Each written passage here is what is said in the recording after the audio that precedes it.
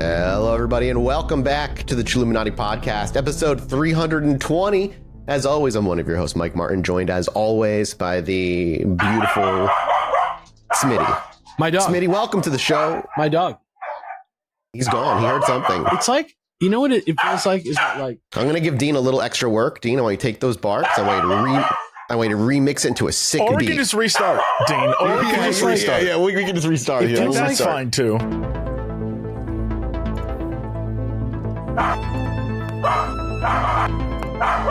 Hello, everybody, and welcome back to the Chilluminati podcast, episode 320. As always, I'm one of your hosts, Mike Martin, joined by the delectable, succulent, ever lickable Alex and Jesse. Welcome back, boys. Lickable.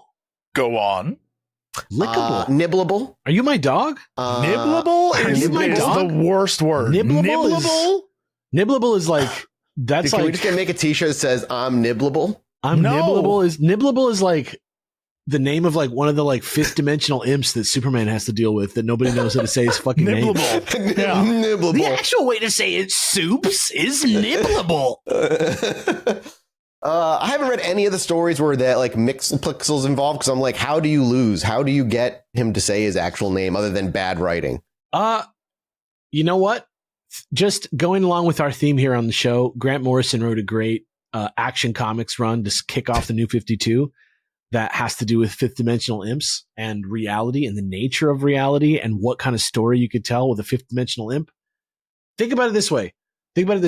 If you're a comic book character and there's somebody from outside the dimension who reaches towards you, you would see it from the page as 5 circles, right? Yeah, essentially, yeah. So there's something at play there, right? I don't know.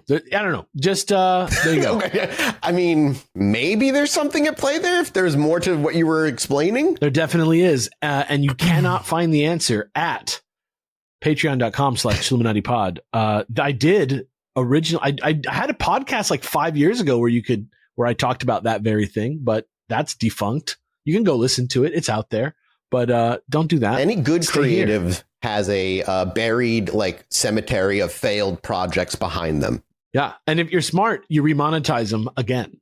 Exactly. And that's no failures here. I don't know what you're talking about. Yeah, never messed up once. Right, correct. No I just learned ways not to make a successful podcast. Hell yeah. Exactly. Great job. Good That's lessons really to learn.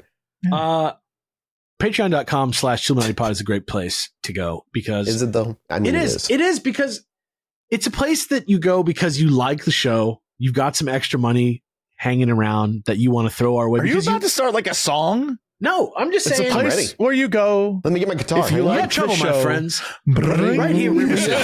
I'll G chord right after that. It rhymes that. with P and it rhymes with C and it rhymes with G. It rhymes with a lot of letters because a lot of letters in the alphabet rhyme. Go support us on Patreon. It's not expensive for what you get. You get a lot of fun extras. There's a mini-sode. There's a lot of other things. It's really for people who've got the money, who want to support. The point of the show is just to listen to it and share it with your friends. But if you like it and you want it to survive this weird ass time that we're in, just support it if you can, because it makes the show more punk and free to do whatever we want. That's all I'm saying. It's a good thing. In a weird way, you have funded my alien kink, and I appreciate that. Why? See, here's the thing. We were doing great. I had a great little Alex was being message. very like honest, and you were like, "Yeah, thanks for the money. I use it to get off to aliens." No, I use it to learn about aliens. Yeah, to learn and then share. Oh, right. And then Yeah, share.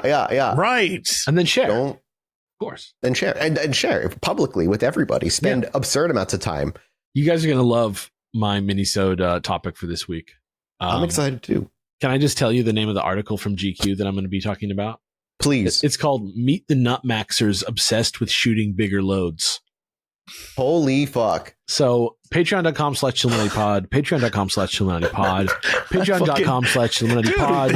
I think my comment was more appropriate than it wasn't, actually. None of this is appropriate. What are you talking about?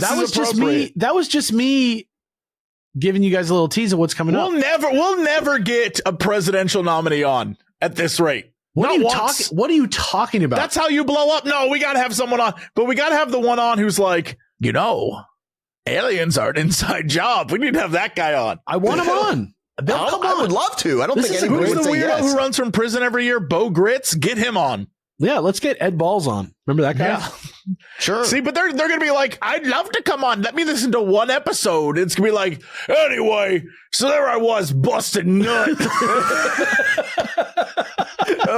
And they'll be like, That's how we attract they'll be the like audience. they'll be like add to library, and then they won't give us a brand deal, but they will listen to the show because that's what my career has been about. Is just That's kind of people correct. enjoying my stuff and me not making any money at all. That's Eventually we can get, like, with all your help, we can get to a size where brands can't ignore us regardless of content. That's even just if a we're whole talking ass about hurdle. nutmaxing all the time, they won't be able to stop us from getting MeUndies You brand can't keep deals. calling nutmaxing a thing like it's a thing. It's a thing, written man. in It's in GQ GQ. magazine. It's real. According to Nothing- Charlie half of Sosnick GQ from is GQ. fake. We can't keep doing this. No, but this is in We the can't do this most to ourselves. reliable wellness section.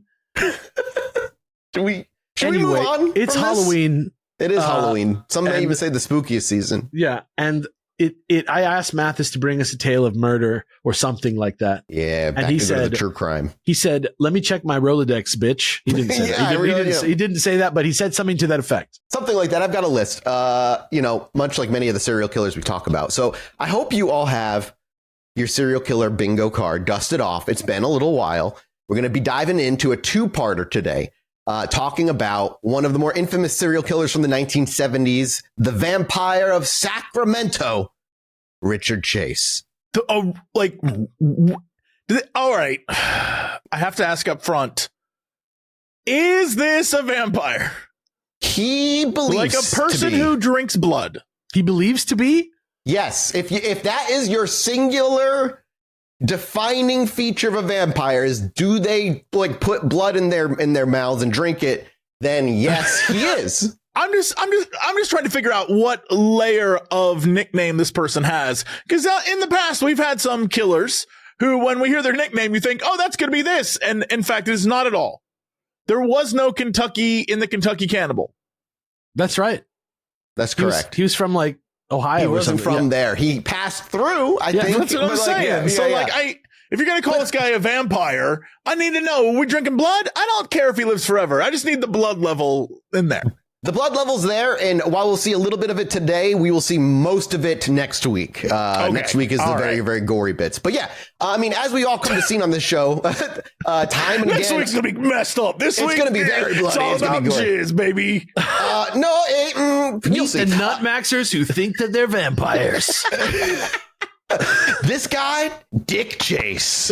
Yeah, as we've seen on this show and learned time and time again over the many years we've been doing this, often against the will of my friends and co-hosts. The most terrifying monsters aren't from folklore or fiction, but the people that often just seem normal and walk among us and are just murderous monsters in the background. And this story, unlike a lot of other serial killers we talked about, this story isn't just kind of like typical serial killer murderer. This is like a complete and catastrophic disintegration of somebody's mind, his entire psyche falling apart from the moment he was born. Like, we're talking about a man who genuinely believed his own blood was turning to powder, and that the only way that he'd be able to survive was to consume the blood of others. To get and it all begins with classic warning signs. We're talking torturing animals as a kid. What? Yeah. That's why I need your serial killer blood card ready. You're opening with this man thought his blood was powder. Was turning to powder, and the only way that it can be fixed, the logical decision is to drink blood that he got from people he killed. You're like, this man's mind fell apart from when he was a child. He thought his blood was powder. His blood was That's an insane thing to say. Like, he thought his blood was powder. There's so many ways you could prove it's not. Like, there's just so many ways. Oh my god! So yes, get your fucking serial killer Did he bingo ever cards like ready fall because down or it all begins. paper cut? You'll or- see. Let me keep going. It all Does he, begins. does he think he like Oh my when God. he shakes? Does he make like a rattle? Like It's like when you put like a little nut in like a can, like in a 1930s cartoon. It's like he's like a spray paint bottle. yeah, you shake him up first. Oh my God. Because this particular killer spirals into like your typical classic warning signs for many of them. Torturing animals, an obsession with fire, spirals into psychotic, like bizarre delusions, including the conviction that his heart would randomly stop beating or that his cranial bones were shifting out of place. These are all things that he believed were happening to him. I know. Yeah. I don't want to get in the way. I'm just reacting physically to what you're telling me. That's it. Yeah, this is a chronic. Like this whole story is a story of systemic failure at every level. Systemic failure at looking inside your veins. Yeah. We started not just at like he was a boy who had a rough childhood. We started like his bones were made of dust. You told me to dust off the bingo card. I didn't know it was about the dust. I thought it was about the bingo card. I'll tell you what, that's not on there, man. That's not on my card. Thought his fucking blood was powder. No, not on the bingo card. It's not, that is not on there. I thought you told me this motherfucker was going to get bonked in the head. That's what always happens. It's like he got bonked in the head, and then they found 13 bodies under his house. Blood was powder, dude. Powder. Yeah. Listen, dude's a vampire Sacramento. Like, even the logic doesn't make sense. I'm going to suck your blood to replace the powder in me? I think it's like visual. I think you got to imagine that you first Where's of all, the powder go? First of all, erase all knowledge. He's dying. His blood is turning to powder, and the only way to stop it is to drink blood, which keeps his blood liquid. Never mind. All right, no, we're good. Because his blood is in the process of becoming powder, not powder-fied yet. It's not born powder. All right, no, story checks out. This is legit. No, that's okay, yeah, exactly. Like I said, the failure of his life begins with a toxic family that planted the seeds of paranoia that he dealt with for the rest of his life. Like, your blood, one day, it's going to turn into powder. Yes, and you're not going to do anything to be able to fix it.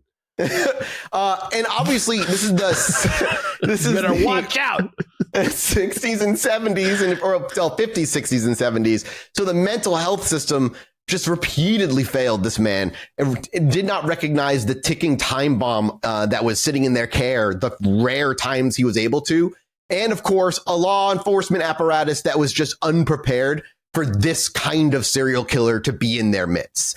In Richard Chase's month-long reign of terror in the winter of 1977 to 1978, which some would argue doesn't put him as a serial killer, but what is known as a spree killer, somebody who kind of just like snaps, kills a bunch of people in a short period of time, and they burn themselves out. Like, we deal with that more now like modern day. We're like, technically, it's not serial unless you consider it in a really short amount of time. So it's just like he had to break down and killed a bunch of people once. Over the course of a month, he killed 6 people. A month is a long time to be like, exactly. It's a long time. It is. And we'll see the lead up that gets there. In the technical world, killing 6 people over the course of a month, spree killer. Killing 6 people over the course of 6 years, serial killer. It's hard to be on a bender for a month. Killing 6 people? It's one of those, but the reason, I mean, again, there are very similar mentalities, spree killers and serial killers. The general thing with serial killers is often an emotionally sexual or impetus like feeling that they're trying to overcome, whereas spree killers or like burst killers, whatever, are just, like kind of rage built to a point, let out all in a day, where they go and kill however many people, and then they're being chased by the cops. They're all still the end results of poor mental care, psychiatric care, often brain damage. Like, the same things can lead to a different style of perpetual killing or killing a large number of people. Seems like semantics. And I would argue that you're not necessarily wrong. Like, for me, I think a serial killer is somebody who has a very particular victim type. Skills. They spend time stalking them, that kind of thing, where a spree killer is somebody who builds up to a point of snapping. And Richard Chase is a particularly unique individual in the realm of the psychiatry in general. And we'll talk about why as we kind of learn about this guy. So yeah, the failure of his life started with this toxic family, the failure of the mental health system, and the failure of the law enforcement system. And all of this led to that month-long run in late 1977. Thank you so much to Factor for sponsoring today's episode. Can you believe it's already fall, baby? It's crazy. It always kind of feels like a reset. Everybody's going back to school. People start getting busier routines. Days start getting shorter. And I get it. Finding time can be cook is really hard enough as it is. Never mind all that stuff getting in the way. But this is kind of why I love Factor. Their chef-prepped, dietitian-approved meals make it super easy to stay on track and enjoy something comforting and delicious, no matter how hectic the season gets. And as you check out Factor, you'll realize they have a ton of variety. They got a wide selection of weekly meal options that include premium seafood choices like salmon and shrimp at no extra cost.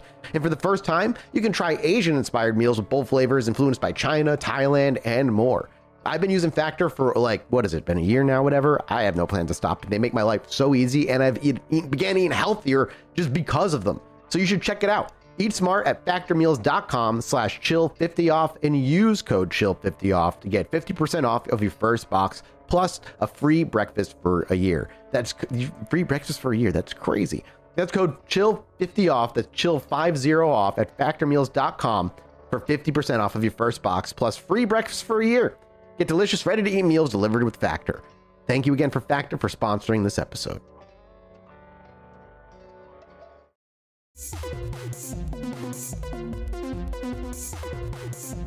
And to truly understand how a human how this guy becomes a monster, let's start where we always do, which is at the very beginning, with Richard Trenton Case being born on May 23rd, 1950 in Sacramento, California. May baby. Yeah, welcome. Yeah, I'm a May baby too. May baby.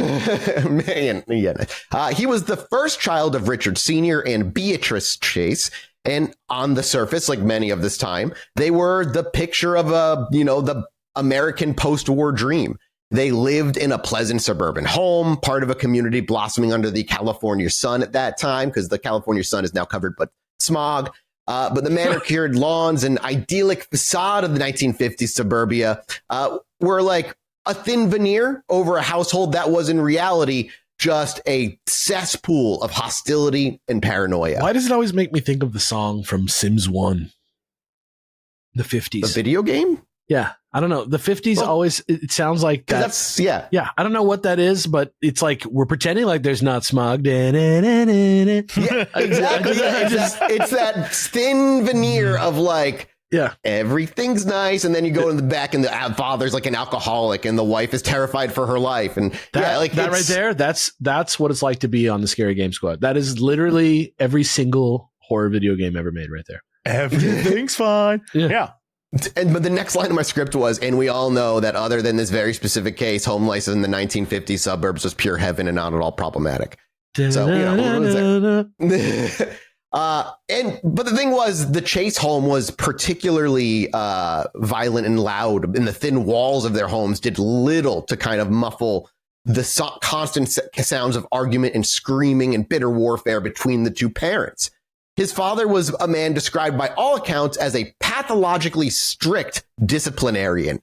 He subscribed to kind of that typical mindset back then of a harsh, authoritarian model of parenting in the home. Physical beatings were a very common tool he used to enforce his will upon his son. And while this was perhaps not completely out of step with the parenting norms of the era, the intensity and the frequency of the abuse still left a very deep mark on the kid.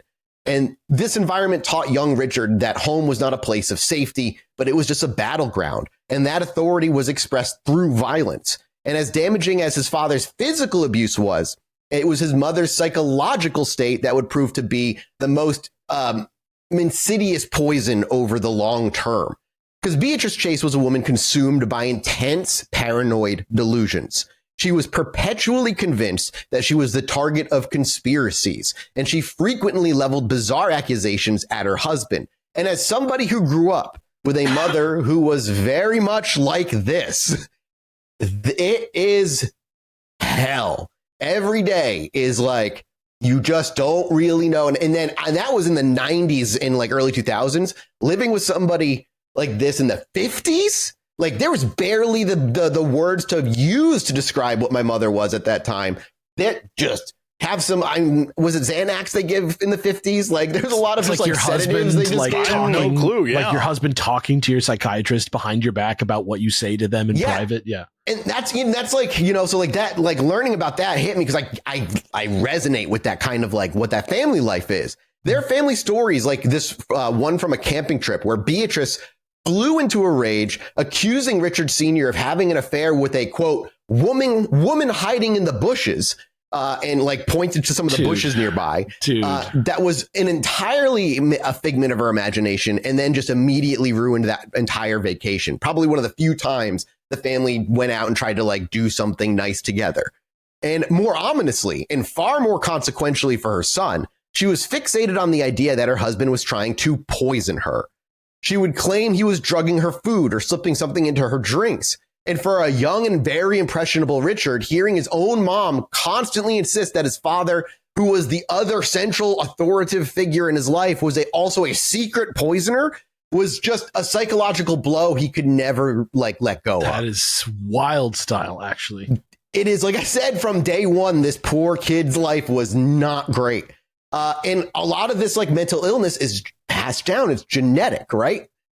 It fundamentally warped his understanding of trust and safety within the family unit. And the concept of being slowly destroyed from the inside by a loved one was introduced into his psyche long before his mental illness would fully bloom and twist that fear into something very, very scary.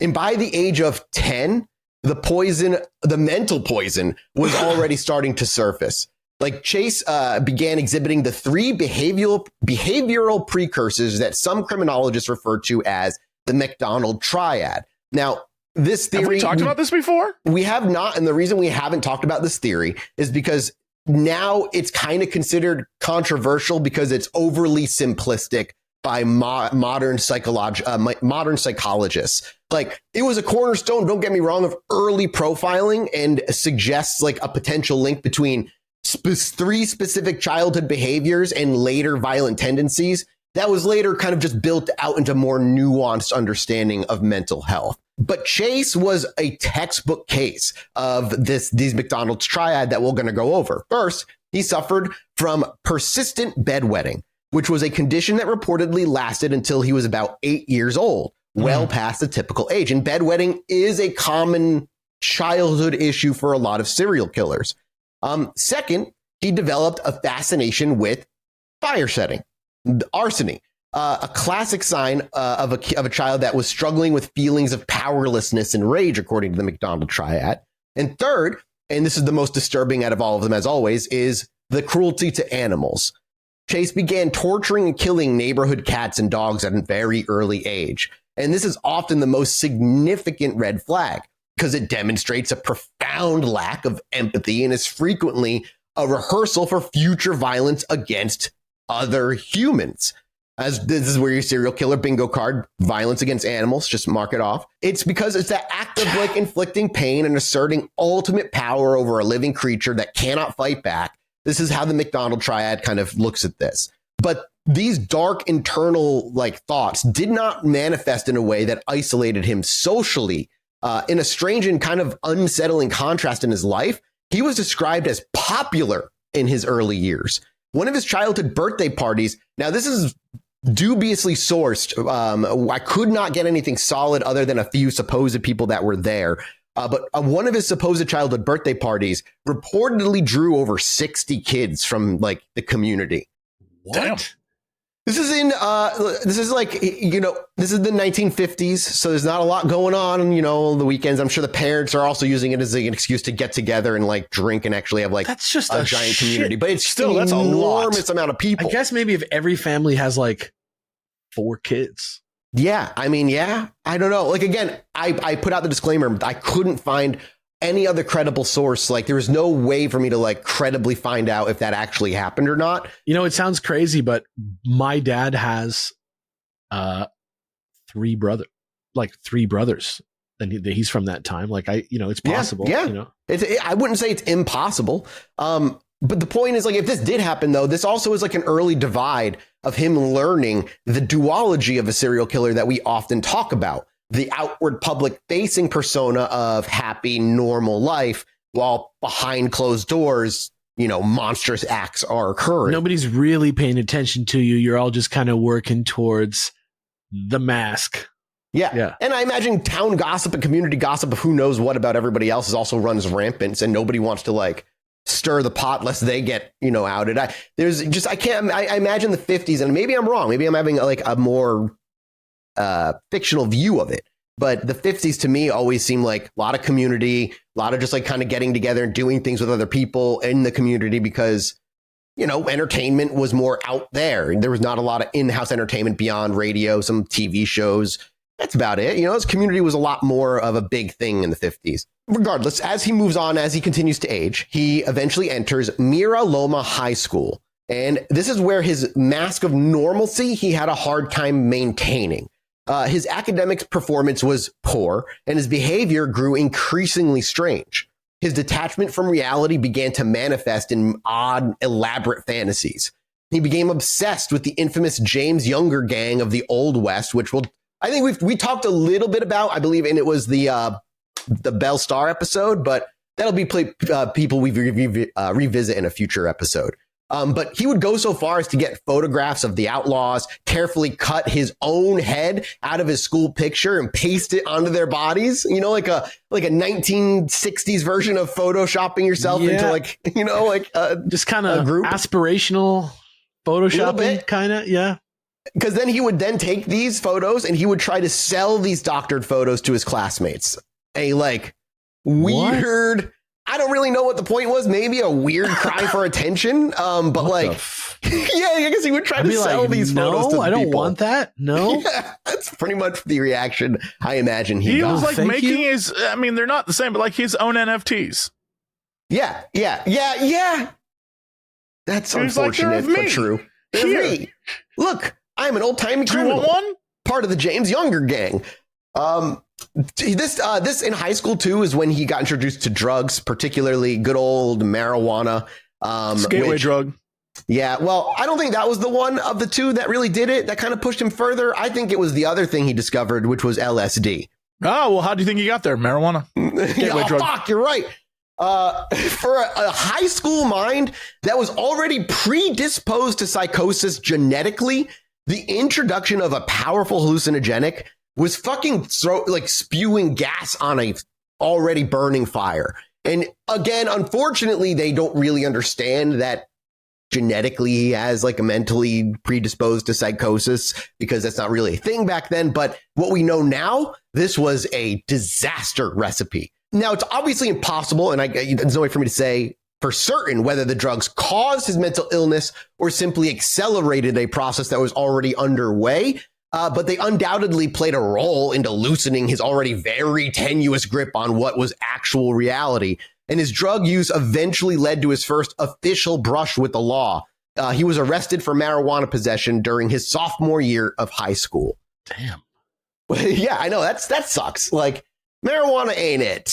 Keep smoking the weed. Now, granted, it's not good for everybody. But like in the 50s, that would be really... now, he's in high school, so we're in the early 60s now. Because he's born in 1950. Yeah, same vibes. Still going to fuck up your reputation. Yeah, gateway drug.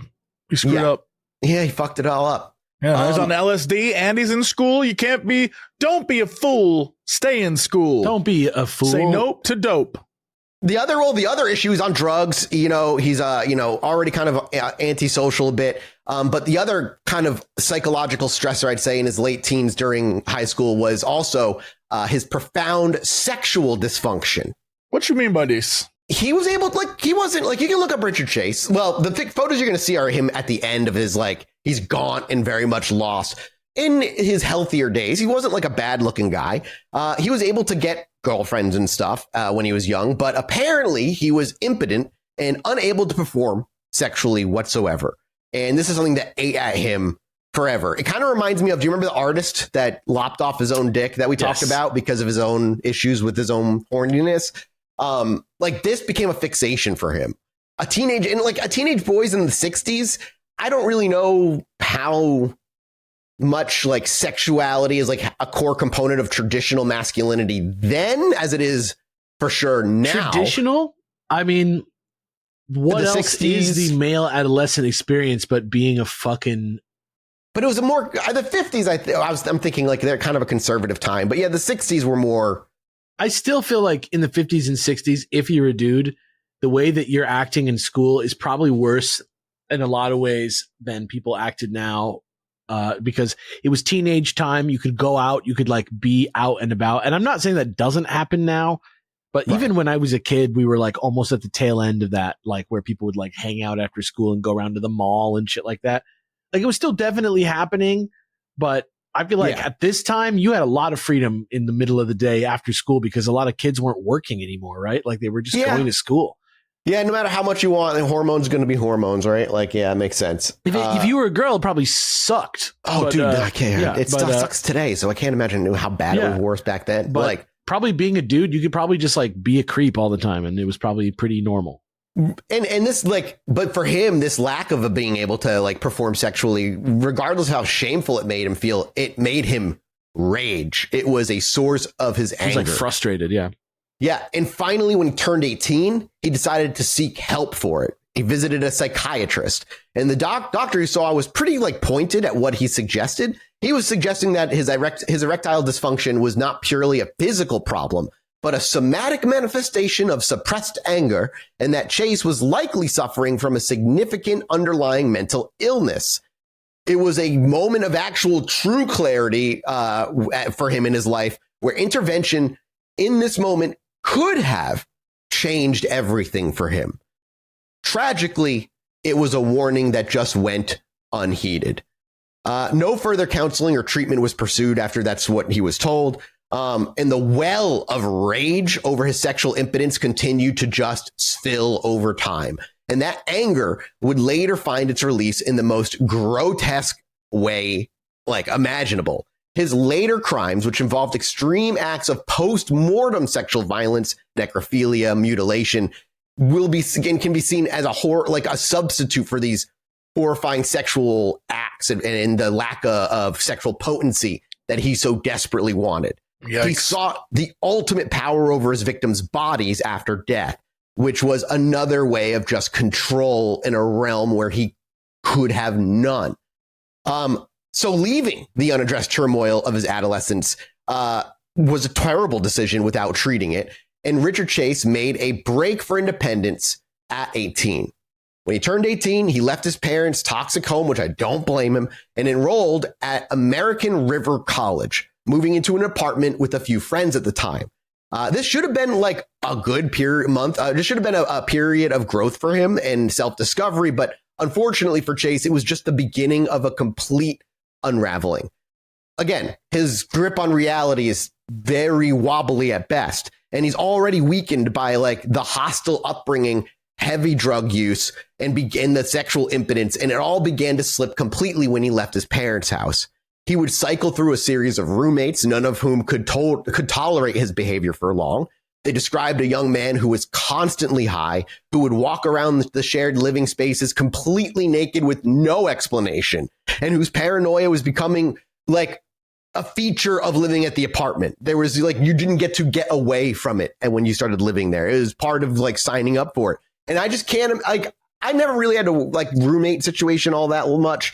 I can't imagine of just like living with a few roommates and one of them is just high on either weed, LSD, maybe both, ass naked, walking around. Who knows what he's rambling about? Have either of you ever had like a weird naked roommate situation? I've had like neighbors. I've had like a neighbor that was like, he would like, he was like really depressed and he like slept in the daytime, or he like I don't know exactly what it was, but he like got mad at us for making noise. No. And then he like confronted us. He like kind of made up a whole story of what it was, if you know what I mean. Like, in his mind that was happening, and it was like real crazy and like kind of like scary. And he ended up getting in like an altercation with one of my neighbors where he had to like get punched. It was just, it was messed up. It was wild. But that type of person, it's like very, it's very hard to deal with because it violates all social rules, but also you kind of like, when you know it's real, when you can get that feeling that it's really like not something that they're like really fully in control of, there's a little bit of, you got to be kind of compassionate too. And it's kind of, it's really tough. It's stressful. Jesse, you shook your head. No, you never had like a I mean, I had roommates in college, and that's Sure. a whole like young That's a whole different men world, yeah. all crammed into a house together. But this is what it is. This is college age. This is Sure, like 18. sure, but we weren't like. You But have you never to, had anything like let me this. just stress to anyone out there who's never had a roommate, and or ladies, you may not have the same experience that guys have, but I'm going to say generally for most guys, your roommate has to be like truly a disgusting piece of shit. Otherwise, men will tolerate things that they're like my roommates. When I was in college, one guy would bring like home a different girl every weekend, and we were all just like, oh hey, you know, like one of my roommates was like an absolute, he would not leave his room. We didn't check up on him. We were like, if he pays rent, we don't care. One of my roommates would leave for like 6 weeks at a time, and then he'd come back and be like, here is money, I brought the pizza. And we're like, where were you? He's like, do not worry. And we're like, oh, okay. Like it was old. It was 5 of us. So Jesse, everyone you brought were a different thing, and we were all a mess. You were the NPC living in an apartment of main characters rotating through. Oh no, I was equally a mess. I was like, what I'm You were saying like a is, slacker comedy, basically. guys is what you were doing. really have to be like a complete gross monster for other men to be like, shun him. He's a weirdo. Yeah, right. Yeah, that's fair. And to that point, like Chase got to that point for people for those viewers who now like, I never had to live anybody like other than my mom, like live like with like a roommate like this. Eventually he got up to the point where he decided that he was going to board up the door to his own room from the inside and only leave through his window. And the reason he did this, he told his roommates, is that he needed to make sure that he was preventing anyone from ever sneaking up on him. That way nobody could sneak up on him. And this was the, why is that a concern? Like what? I'm sorry. Yeah, I don't know. That was just, I don't know. What does that even, like, how often does that come up in real society? Too often. Have you ever been snuck up on? Not like purposeful, like not by anybody, like, I don't know, purposefully. Like lightly mugged? That I guess that counts as no, being I've snuck never up been on. mugged. I've definitely had like people come up behind me, but nothing malicious. Yeah. But definitely people like come behind me and surprise me. Yes. But yeah, never not to like, get you. Yeah. Not when it affected your life negatively. No, exactly. And this is all just external like manifestations of the chaos in his mind right now, because like his instability and inability to function socially soon forced him to abandon college. Like, I'd like to abandon these hiccups. Soon forced him to abandon college and move back into where else? The world of his parents, and go move back in with them.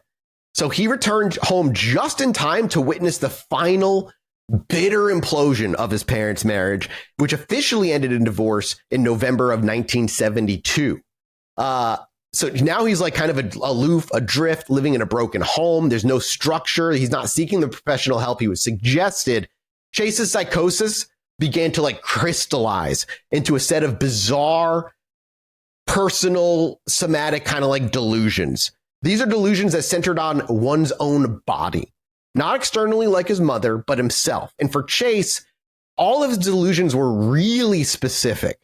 He became utterly convinced in this time that his body was staging a rebellion against itself and that it was disintegrating from the inside out. Hence, blood turning to dust. He would complain to anyone like he was that would, Thanosing in slow motion from the inside. Yeah, like Spider-Man did, because he could feel it happening before it happened. Spoilers! From the inside. Oh shit! Like he thought from the inside out his body was turning to dust. Like there's no, like he became completely convinced. He would complain to anyone who would listen that someone had in the night somehow stolen his pulmonary artery. what The fact that While he was sleeping, he would tell anybody who would listen that, hey, last night my window was open and I locked it.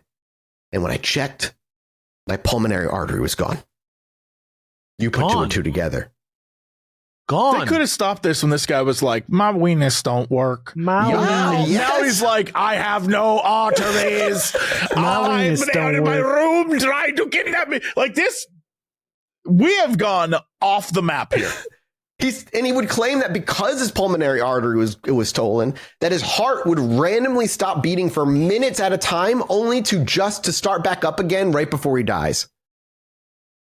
Well, that's good. That's convenient. Yeah. Why? To what end? Because they stole his pulmonary artery, dude. That's what happens when your pulmonary artery gets stolen. Your heart stops. It stalls. Did he read it in a book? Did he read a Edgar Allan Poe? I don't know. No, I mean, it's possible. But most fatefully, he developed the core delusion that would define the rest of his life. This is, other than the disintegration stuff, the very specific obsession that his blood was turning to powder. Like, he was disintegrating from the inside out, yes, but regardless of that, his blood was turning to powder separately, and that it was losing its volume and its composition, and that he was slowly going to dry up from within if the disintegration didn't get to him first. Okay. So I just want to let that sit. Yeah, right, sorry. I know, awkward silence. I just got to let that sit for a minute. Because it's basically the same thing, but like slightly different. You know what I mean? So what would you do in this moment if you truly believed this was happening to you? Because he developed really bizarre, kind of desperate rituals, like sitting for hours with oranges pressed to his head in a sincere belief that his brain would then absorb the vitamin C through osmosis from orange to brain. Why not eat the orange? It's both liquid and oranges. You know, the Animorphs faster. You know, to get this to your brain. The Andalites from Animorphs eat the grass by running on it. Does that matter? That's actually correct. Does that matter? They eat through their feet. They don't have a mouth. Yeah. Does that? They only speak telepathically. Yeah, kind of like that. Does that connect to this? You have to also remember he was also convinced at this time that his cranial bones were separating, shifting, and so he shaved his head completely bald so he could better monitor their movement and make sure he tracked where the cranial bones had shifted that day. I just feel I try to put myself in the shoes of these people living with him, and just like the sight of a young man who's bald staring in the mirror in the bathroom for like an hour trying to perceive microscopic like movements in his skull. And he's just naked and just here's the thing. I'm going to go to my room. I think this much about RPGs from the 90s, right? Is there anything particularly better about that than thinking about my head coming apart in pieces for hours in the middle of the day? When I make my little charts, when I make my little lists about video games that for no one but myself, like, is that any less sane? I don't know. I would like to say yes, it is more sane, because I feel like there is like a genuine, like maybe it helps your brain, like Tetris, organizing things. You know what I mean? Maybe it's like that. I don't know if that same. Well, this literally helps his brain in his mind. That's true. I mean, that's true. Placebo effect. Yeah. I don't know. That's true. Well, on December 1st, 1973, his delusions finally drove him to once again seek medical help. So he walked into the emergency room of American River Hospital and presented his litany, long but impossible physical complaints to the staff there. The physician who examined him, Dr. Irwin Lyons, painted a grim picture in his official report. He described Chase as, quote, filthy, disheveled, deteriorated, and foul-smelling white male who appeared tense, nervous, and wild-eyed. The hospital staff quickly recognized this was not a physical case, but a psychiatric one, and so they diagnosed him with acute paranoid schizophrenia and admitted him to the psychiatric ward. What? So another opportunity for intervention here. Why are you whatting? Like, he walked in and told the doctors, my cranial bones are shifting and my blood is turning to dust. And if I will dry out. And if that doesn't happen, I'll start disintegrating before the inside. Like, get this man a bed.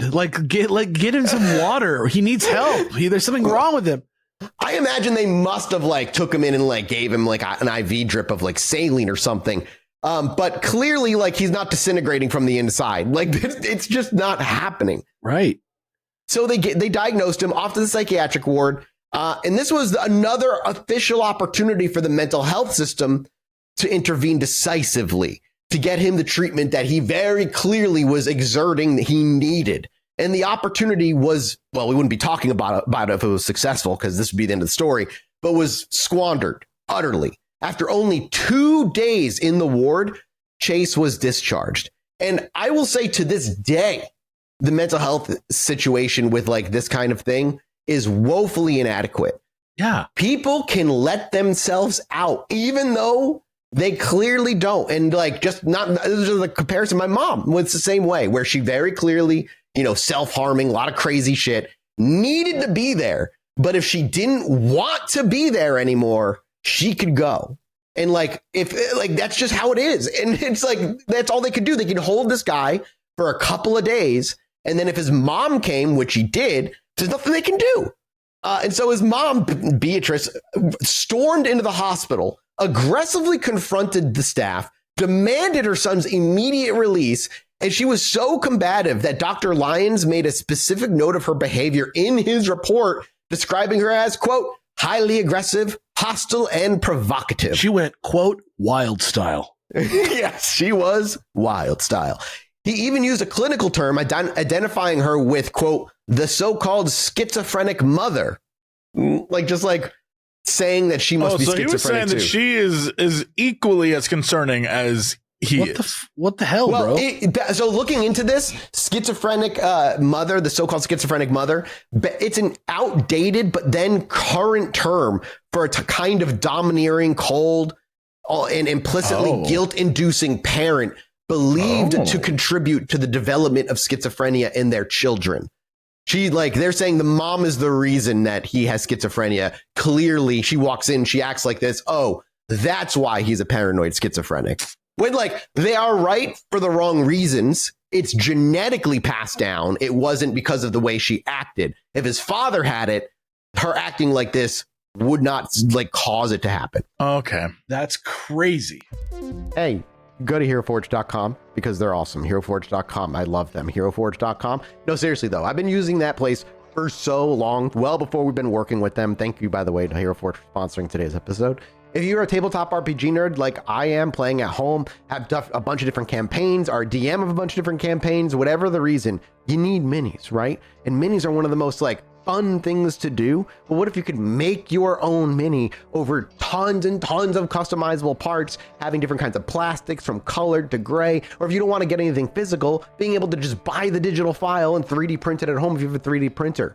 Yeah, that's what HeroForge.com allows you to do. That's how freaking awesome they are. The other thing about Hero Forge that I love is that even if you don't necessarily buy anything right away, you can just go to their website and put together a model just to see what it looks like. For me, one of my favorite things to do was create a bunch of goblins and just mass print a bunch of goblin models, and I'll never ever run out. And if I want some really fancy ones, I have one big ass one that I use as my giant goblin boss who's been infused by the blood of ancients.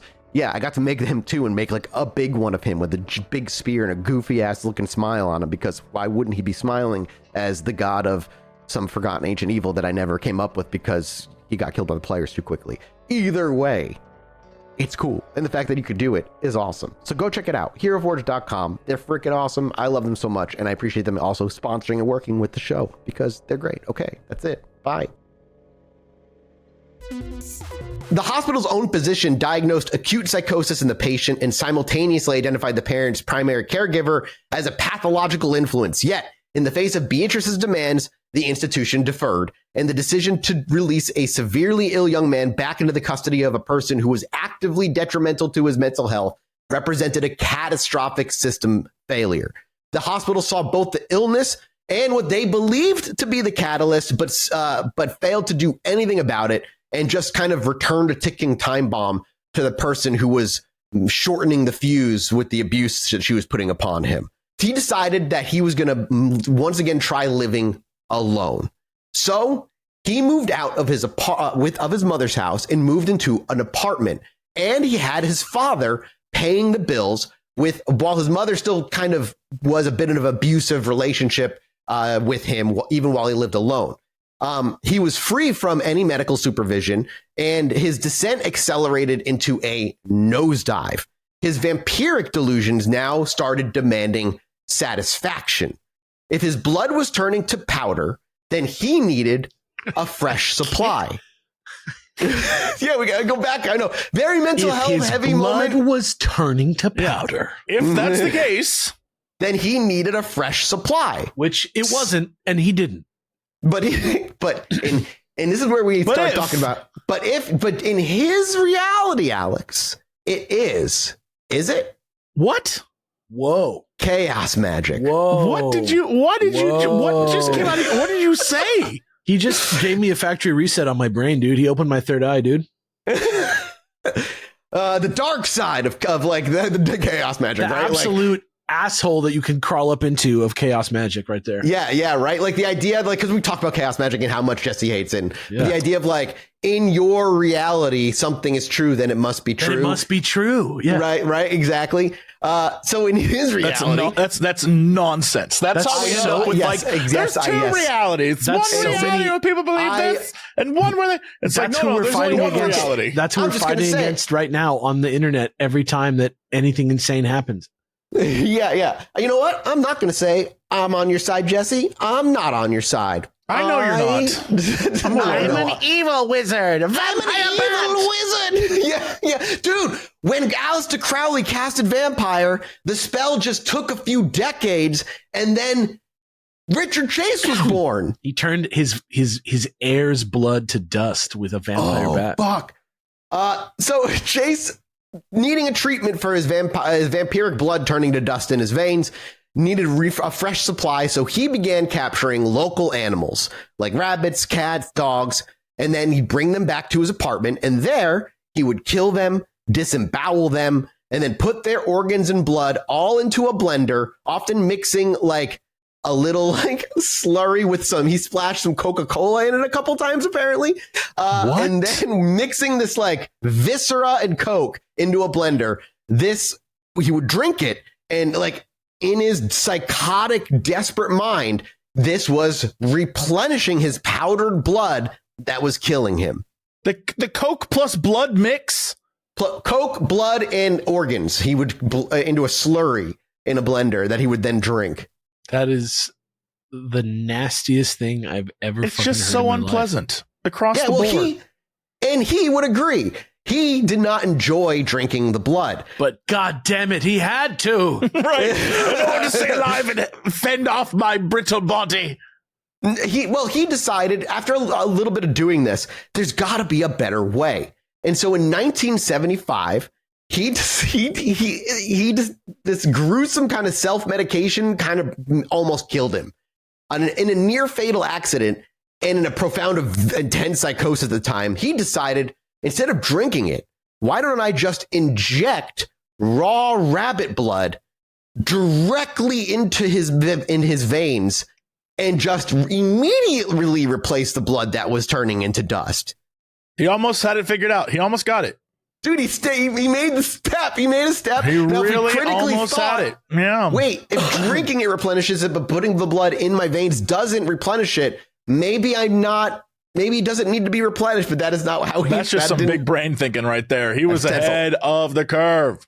At least he tried. At least he tried to like do it in a weird, direct to like scientific method way, right? He tried and it just didn't work. And when he did this, he ended up developing. There's no science here. None. No, it's fake science. He developed a life-threatening case of blood poisoning from this. It got not only did it put him in the hospital, but it landed him in the mental institution yet again. And this time it was an involuntary commitment at Beverly Manor, which was a different mental health facility. His behavior there was so overtly disturbing that he terrified both patients and the professional staff, who quickly gave him the nickname Dracula, because he was known to basically run around and scream at people about how his blood was turning to dust, that he was a vampire and he needed it. And he was just yelling at people. I can't imagine. Hilarious nickname. Love how vocal he was about all of this. Yeah, like it's absolutely casual. It's absolutely insane, but it's made comical by the fact that he's like, did you know? Were you aware Guys, you'll never believe my he would blood. fit right in on the internet today. He would fit right the fuck in. He not only did he talk just about give how you guys an update. Yeah, my blood's still turning to powder. I've got a new recipe for the slurry. I'm trying it out in my hand blender, which you can get right now if you use code BLOODMAN. You know, like he'd buy an ad spot on the That's a podcast. guy. Blood man. Dude, those a are the guy, kinds of dude. people we'd be able Sucks. to bring on have buy ad spots on the podcast. Code blood man. use code BLOODMAN to get your blender for blending your viscera, your coke, and your blood. His license plate is BLUDMAN. No, M4N. With code CHILLBLOOD, you can get free shipping. Jalapeno cheddar slurry formula. Not only did he tell people about how his blood was turning to dust, but he would also tell the other patients and the staff there how he needed to kill animals and drink their blood or he was going to die. And there were claims that the staff, with a shocking lack of credulity, just initially dismissed them as tall tales meant to intimidate them. Like they thought he was trying to assert himself with these stories and be scary in a way that was for control. Not that he was actually having paranoid psychotic delusions. And so their disbelief that this was anything other than him trying to manipulate them, which is funny when people like John Wayne Gacy do manipulate these people and they're like, he's a good guy. Like, it's insane to me. Their disbelief ended when Chase was found in his room, though, with a bloody mouth and the corpse of two small birds that he had coaxed through the tiny crack of his windowsill. Okay. I'm shocked. He got two birds. It's like a One xenomorph.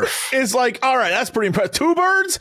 I'd be like, no, he does this frequently. No one gets two birds. He had no blender, and he truly thought he was about to die. He was so desperate that he caught them, and then he bit their heads off and sucked their blood like from their open body and head. Yeah, no, I would He's have been literally like a xenomorph. He's literally Is he like a vampire in yet, captivity. Jesse? Yeah, no, he's eating he's like a xenomorph. Yeah, He's like a it's killer. fucked. He's driven by like prey drive now. Yeah. Does he count as a vampire? Oh yeah, no, he's full on vampire. Like, you drinking blood, you're a vampire. I don't care if Spooky. that's all What that if matters to me. What if I Spooky have Halloween what if serial I have a killer. steak and it's like blue? Like, is that? He would. I think he'd take that. I do no, think he would take it. Is it heated in any way? It can't be heated at all. It has to be raw. Well, like let me just say, like, you can get a steak pretty rare and bloody yes, at a but restaurant. no flames, like nothing. But if I It eat the cannot blood, be- but if I eat the blood, All right. Here's what I'll am say. I a vampire? If you Oh, I see. You're found asking the cow, Jesse. Okay. if you found the cow and started sucking the blood from a cow, vampire. If you ordered a steak at a restaurant, not a vampire. Okay, what about blood sausage? If someone made Isn't that blood cooked? sausage, It's cooked, yeah. then that is in No. fact not a vampire. But if you found a giant ding dong and started sucking on that till it bled, vampire. You are the one who was telling me that we're never going to have a president on here. And then you said you're going to eat a giant ding dong, bro. Yeah. Jesse's coming out today. Congratulations. All right. I didn't say I was going to. I'm just letting you know Oh, the right. vampire rules. You These are said the you rules. were You're going to eat outing a Alex. I giant don't know. bloody ding dong. You sucking on a big hog? You're and the it's nut- bleeding? you're the Vampire. nutmexer obsessed You with eat shooting sausage at a bloody- restaurant? Not vampire. Somebody's bringing a giant bloody ding dong to the live show, but it's going to be like the hostess ding dong. I was going to gonna be say, like- if it's hostess, but then you cover it with red icing, Yeah. that's a winner. Yes, That's a just winner. Yes. That's a winner. That's the Chilluminati style. That's what they call Oh my that. God, those chicken nuggets look so fucking disgusting on that Reddit. shout out. Somebody on Reddit actually did it Chilluminati Oh, style. God. Honestly, I'm glad there were no pop rocks honestly, fucking around me. I think it probably fucking did exactly what I wanted to do. You know what I would do to make that even better next time? Chilluminati wasty style. You know what I would do? Put it on white bread That when and you eat it jerk like a off on sandwich. them after? No, What? I just Are I you- call what? it I call it light biscuit style, where I jizz on it and put it on white bread. No, I just want to See, we're never having a U.S. president on. I just want to put it on white bread. Dude, there's a whole episode called Sexiest Alien Encounters like we've done. We did could have done 69. so much more. We could have a president on who was like, Vagina "That's Island right. was an episode. Like, we are gone. That's right. Maybe we there already was have had a president Behind the on. scenes, we were really young. We were like, with aliens. We were in like year 3 of the podcast. We had just started going full time. There was a moment we almost had Macaulay Culkin on the show. That was close. Almost. That was close. He almost was like ruined super his busy career. doing like his bunny ears like.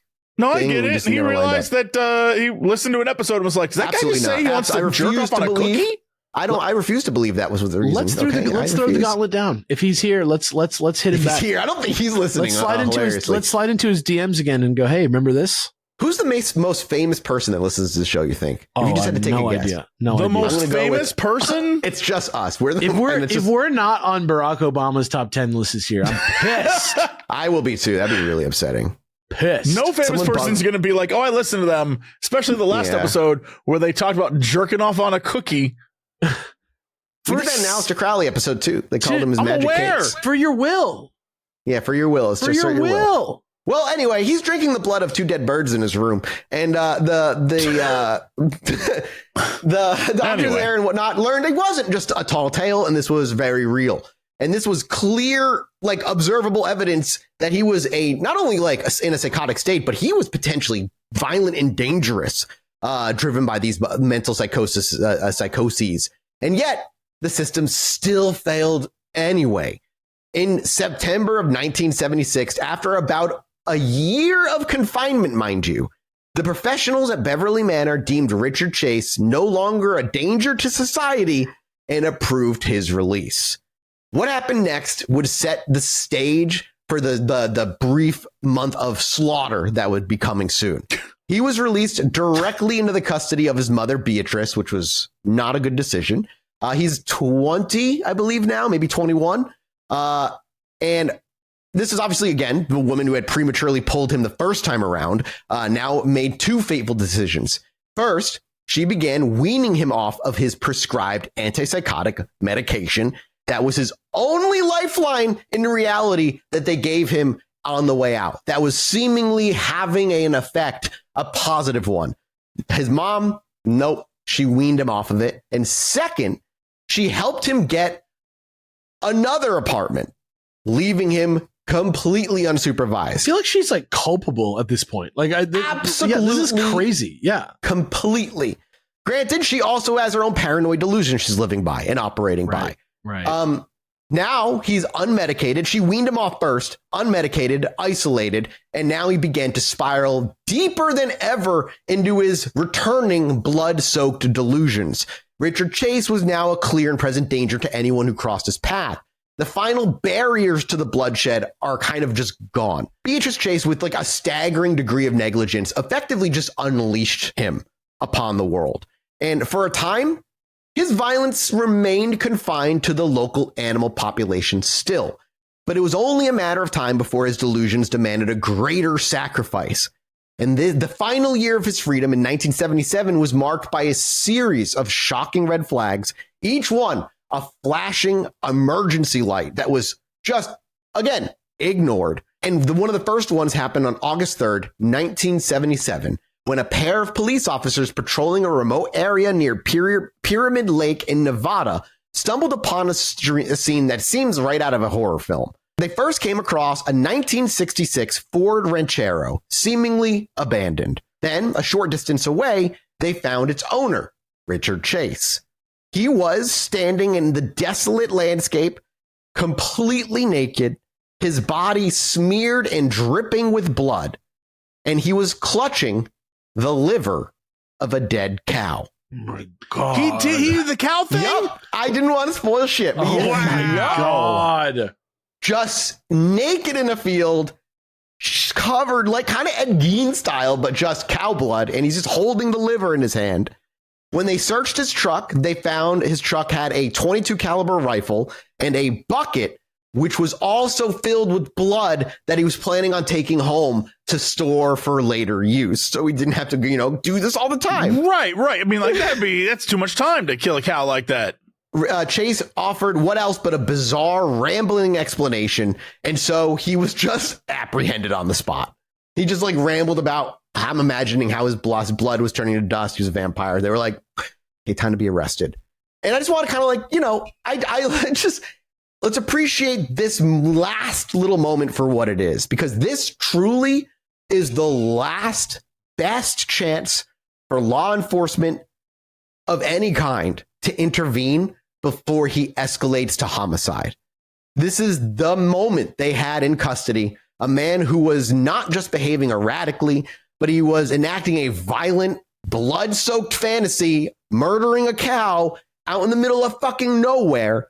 He was in possession of firearms, and he was clearly and dangerously having a psychotic episode. And this wasn't like a subtle cry for help that you could kind of like ignore and move on. This was like a full-throated one, completely impossible to miss. But the authorities failed to grasp any significance on what they were seeing. I think they just didn't want to deal with it. This like crazy man that felt like a lot of work. They treated it more as like an isolated incident of trespassing, at worst, animal cruelty. And the U.S. attorney for the region looked at the case and declined to prosecute. They didn't even bother. And like, again, a complete failure. Richard Chase now, who was a man that was found naked, covered in cow's blood with a rifle in his truck, was just simply released out of prison. The system had him in its hands and just chose to let it go because fuck it, we just don't, prosecute everything, I guess. His first priority getting out as well was what else but getting a gun again. And the 22 caliber rifle he'd been arrested with near Pyramid Lake was a long gun, which was for him impractical for the close quarters work that he was about to do. What he needed and wanted was a handgun, something he could conceal, something he could draw really quickly, designed for one purpose: killing human beings at close range. And on December 2nd, 1977, Richard Chase walked into a gun store in Sacramento. Imagine this guy walking in. He's now looking like the gaunt, emaciated self that we see pictures of, walking in with sunken eyes, the smell of just like decay on him. Did you know my blood's turning into powder? And did the clerk there's only one thing notice? for that, son. This here Colt 45. Like, did anybody notice like this guy was off in this fucking gun store, or was this like a goddamn just a regular Tuesday? Like, I don't know. He browsed the selection with a pretty focused intent of someone who knew exactly what he was looking for, because it did not take him long before his fingers looked over the display case and pointed to what his choice was: a 22 caliber semi-automatic pistol. Small enough to handle, reliable enough for its purposes, and with ammunition that was very cheap and plentiful. It was exactly what he was looking for. To complete the purchase, though, the clerk handed him Federal Form 4473, which was the firearms transaction record. This document, mandated by the federal law since 1968, exists for a single reason: to prevent firearms from falling into the hands of people who should not have them. And as you can imagine, it probably works perfectly. It's a bureaucratic safeguard, but like all it really is a paper barrier between the general public and those who would use weapons to cause harm. On this form is a series of yes or no questions, each one a supposed tripwire kind of designed to catch prohibited persons before they can get a gun in possession. So Chase took the form and a pen and he began to fill it out line by line. Got his name, his address, we got his date of birth, then the administrative details that turn a transaction into a legal record. He then reached question 11F, and this is where the entire system rested on a single critical assumption. The question was, quote, have you ever been, I don't know if I say this correctly, adjudicated? Yeah, adjudicated as a mental defective, or have you ever been committed to a mental institution? This is a bit broken. I'll read it one more time. Have you ever been adjudicated as a mental defective, or have you ever been committed to a mental institution? This was the question that he had to answer. This question was written specifically for people like Richard Chase. So you're about to tell me he just was like, no. Let me continue my narrative. No. He went, no. Sorry. I feel like we're headed towards something. I'm building tension right now. It exists because lawmakers and public safety officials understood the basic truth that people suffering from severe untreated mental illness should not have access to firearms. I agree with them. It's not a perfect system, but it's supposed to be a filter that's like to catch everybody. And Chase had been committed to psychiatric facilities not once, but twice. The first time in 1973, where he was diagnosed with acute paranoid schizophrenia and admitted after presenting at an emergency room. And then the second time where he just finished, where he'd been involuntarily committed for about a year. At Beverly Manor, they gave him like the nickname Dracula. We just covered that shit. So like the truthful answer to this is yes.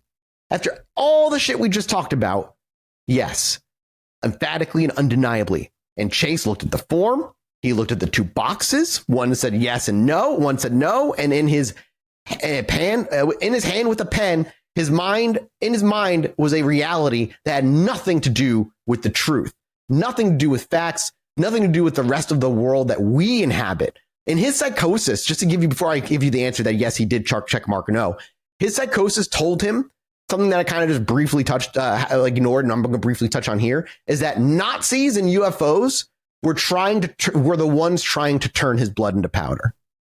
That's where he is at this moment. Nazis and UFOs? No, Nazis in UFOs. Oh my God! Good thing you clarified. All right, I was about to say, like, why would the aliens work with the Nazis? Shit. That's just rude. That's where that's what he built up in his mind, dude. Yeah. In the mental institution. He just learned in the mental institution he couldn't be honest about how he felt if he was ever going to get out. And so like that's where he is right now in his psychosis, getting a gun. His psychosis also was beginning to tell him that unlocked doors were open invitations, and his psychosis had no problem also telling him that this inconvenient, intrusive question about a past that didn't matter, didn't apply to him. Or maybe he more chillingly, and I think realistically, understood that the question would prevent him from getting a gun, and he simply didn't care. And regardless of how he looked at this question, he did put pen to paper and put no. And that was it. One check mark, one lie, a single box that was with one question. And all the clerk did was take the form back. And here again, we need to kind of look at what happens next, because it's a complete failure in the system's design. The clerk's job isn't to investigate. That's not what he's there for. The clerk isn't a detective. He's not a psychiatrist. The clerk's legal obligation is to ensure the form is filled out and to accept the answers at face value unless the buyer is visibly intoxicated or he's behaving so erratically that danger is obvious, of which Chase is not doing.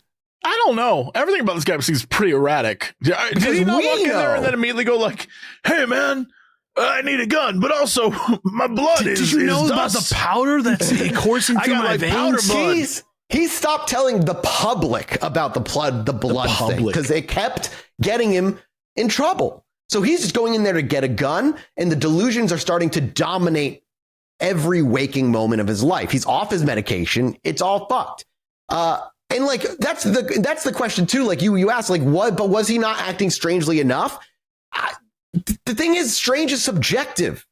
We don't know what the clerk of a gun store in the 60s, I imagine, has seen many a strange people coming in to buy a gun, right? Like how many strange people has this guy seen throughout the course of one shift on a single day in 1970s,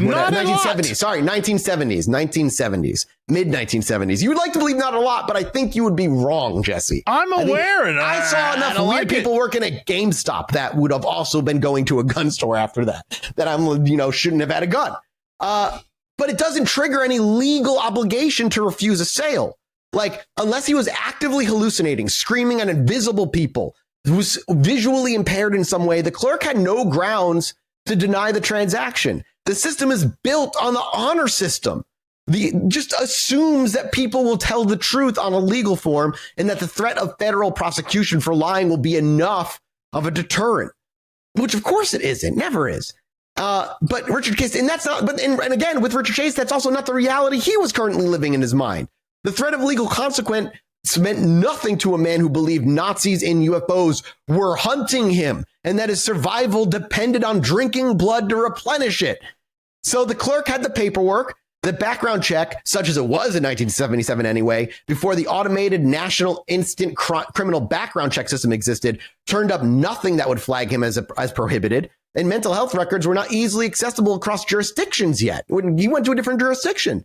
The hospital at Beverly Manor, the diagnosis of paranoid schizophrenia, the warning signs that scream that this man is dangerous, none of it would be in the database that a gun store clerk at this time could access.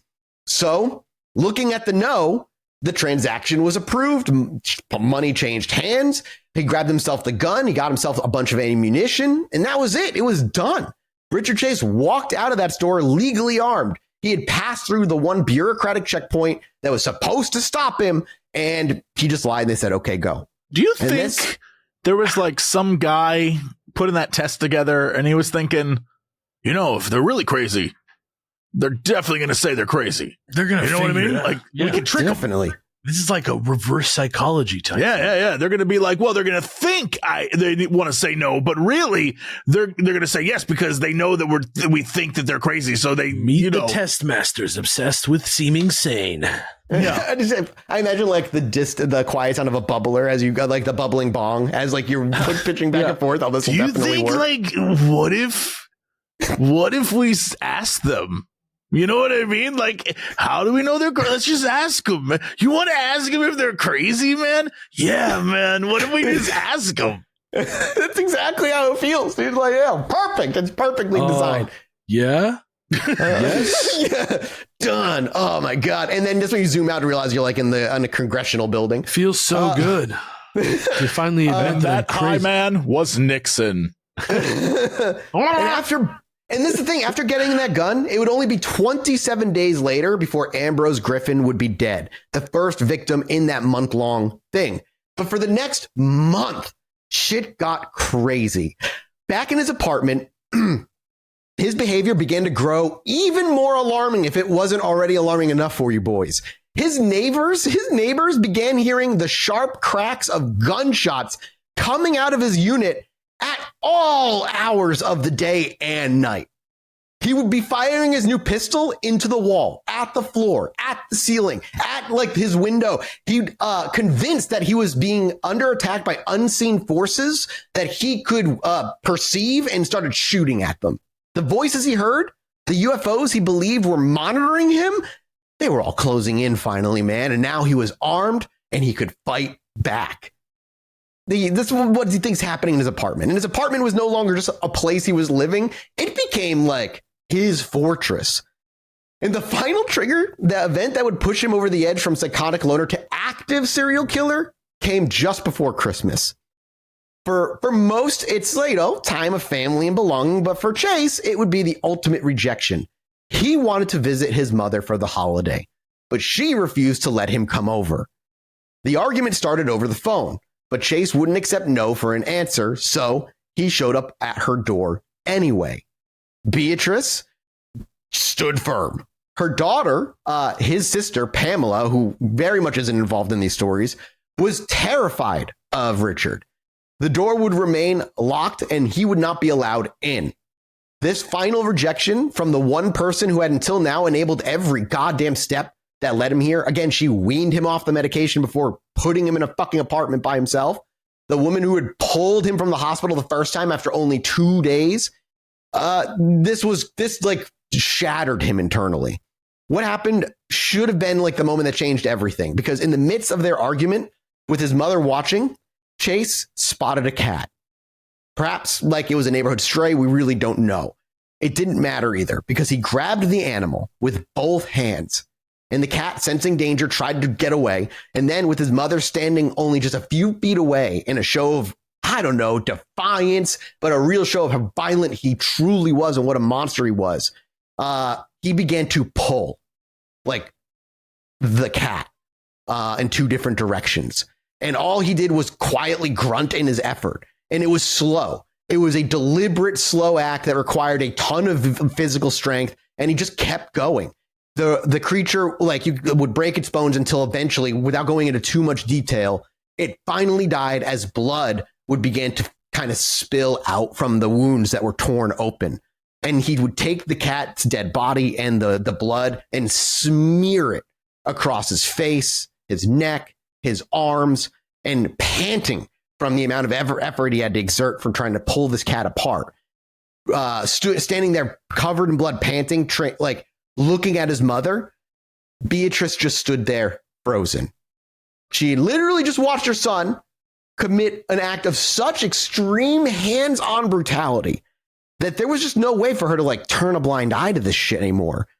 And this was just pure violence and sadism. You know, this was the unfiltered, like raw anger and rage that he had been dealing with since a kid. And she was now looking at somebody who, like you had said earlier, Alex, is more like predator mentality, prey mentality kind of idea. Yeah. She just looked at him, and all she did was look at him for a bit. And when the blood stopped finally like dripping, he put the body of the cat down at his feet. Beatrice just didn't call the police. She didn't call the hospital. Well, of course not. Why bother? Stepped outside and quietly cleaned up the remains, saying nothing. Yeah. The one person, like she, you gotta keep in mind, no one's really seen him kill the animal. Only the end part of the animal. Like the people in the hospital walked in when the birds' heads were already gone.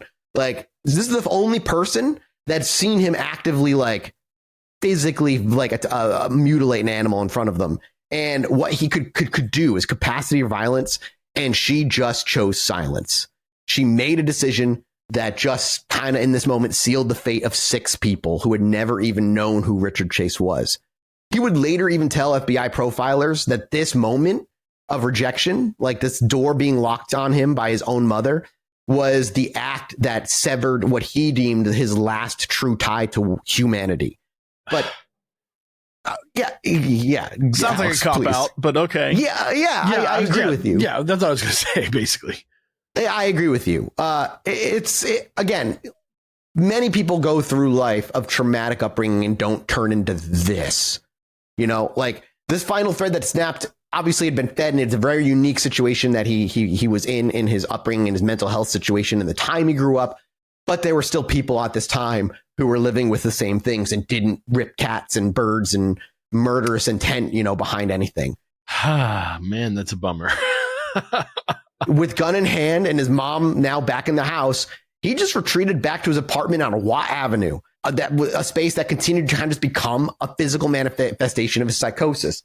In later police reports and descriptions from the few that actually went into the apartment, they kind of describe an environment that is a clear picture of something that he was cultivating. They say it reeked of filth and decay. The walls and floors were stained with dried animal blood. The kitchen had 3 blenders. Their insides caked with the dried brownish remains of like the inner organs of whatever animal he was blending up that day. And then he had saved concoctions of his fridge. And this is how we know there was Coca-Cola in it, because he had concoctions of animals, organs, and blood with Coke in his fridge. Like, you know, like we have all this stuff on record. And he also had apparently a little collection, and this points to the serial killer in him, of pet collars of the pets that he had taken, like a trophy, and killed. Like little trophies, little pet trophies of the pets that he had stolen and killed, kidnapped and killed. And the neighbors began to report everything that was going on. Never mind the gunfire, but like the smell, obviously, that would slowly build. He was firing, like, then the gun thing, like, this was happening over the course of months, by the way, the gun being fired. He bought ammo over and over again. He was absolutely, like, completely isolated at this point. And it was during this period of this armed isolation that he began developing the bizarre moral framework that would guide his selection of moving from animal victims to human victims. Because up to this point, animal blood has been fine. But now his delusions are moving into more human focus. His psychosis, like a lot of psychoses, required a sort of internal logic for it to like set in his mind. What he needed internally was like a set of rules that justified the unjustifiable acts he was about to do. And this led to his now infamous philosophy of the unlocked door, and a genuine real reason that for many, like over a decade for me, that I double check my doors at night to make sure they are locked, even though I always do, because this is like, I hate it. This is, I mentioned it briefly earlier, but he would go on long, aimless walks through Sacramento's quiet middle-class neighborhoods during this time where he was just alone. And over time, those walks morphed into systematic hunts. He would move slowly, first out of curiosity, and then because he believed that doors being unlocked meant he was being invited, he would move from house to house, street to street, and patiently try the front door of each one. This ritual thing kind of served as a crucial psychological purpose in his mind. Scary, dude. Because it allowed him to abdicate all of his responsibility for his actions. Because in his twisted world reality view, a locked door meant a clear sign that he specifically was not welcome, quote unquote. For him, it was both a physical and symbolic, like a barrier that his psychosis commanded him to respect, kind of like a vampire being invited in. So like for him, the door being locked meant he was being rejected. I can also possibly tie it to the moment his mom locked the door on him and like him tying that to like, oh, that's when somebody doesn't want me in their house, when they lock the door like my mom did to me. But on the opposite end, an unlocked door signified the absolute opposite. It was an open sign of acceptance that meant to him an invitation to come in. Come in and drink of my blood. And this bizarre code suddenly reframed his walks and his entire mission. It meant that if he entered a home and killed the occupants, this actually wasn't his fault. They had, by their own negligence, invited him in. And maybe this whole replacing his blood thing, maybe the reason it keeps happening is because he's using animal blood. And animal blood isn't what he is. He was a human. Maybe he's a vampire now, but still human. Maybe we need human blood for it to stop the Nazis and UFOs from turning my blood to powder. That's the dangerous slope. That's the right wing, the alt-right pipeline. They call that the powdery slope. That's Liver King to Killer, dude. Right there. Yeah, from Liver King to Killer. Yeah. What I want to say, I mean, but I don't want to sound very mean, but I must stress, all of what we just heard definitely has the vibe of like a guy who is obsessed with the fact that his penis doesn't work. Like everything you said, that's has what a lot of guys turn out to be, man. That's what a lot of guys turn out to be, right? Yeah. Like this guy there's a lot going on here, but I think it also comes back to like, I think it's this guy's obsessed with his dick. Like there's a lot of dick obsession going on here. It's not like that serial killer we covered before. It's not like that. I think there's an element of it, but I think the element is not the majority. I think the majority is his mental illness. No, but I mean driving these like solutions. I'm with you on the mental illness, trust me. But there's like a lot of like I think, the big dick energy vibe of like some people have an attitude. And then if it's a man, there's that associate like that's big dick energy, right? But like there's also cool, that like jazzy like micro dick energy. That's cool. There's also that micro dick energy.